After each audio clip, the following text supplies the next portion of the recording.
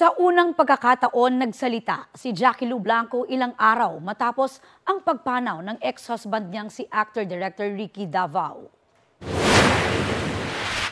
It's particularly hard for my children because they lost their dad and their mamita at the same time. So, is it difficult? Yes, it is difficult.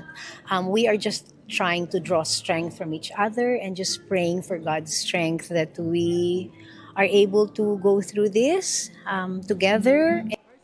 Nitong Biyernes, kinumpirma ng kanyang anak ang pagpanaw ni Ricky sa edad na 63 dahil sa komplikasyong may kinalaman sa cancer. Nakaburol na sa Heritage Memorial Park sa Taguig ang labi ni Ricky. Ngayong araw may viewing doon mula alas 2 ng hapon hanggang alas 11 ng gabi. Magtatagal ang viewing sa labi ng namayapang aktor hanggang Miyerkules, May 7. Kani-kanya ring pagpupugay at pag-alala sina Dingdong Dantes, Heart Evangelista, Kokoy De Santos at Benjamin Alves. Isa sa mga huling serye kung saan napanood si Ricky ay sa GMA at View series na Love Before Sunrise noong 2023.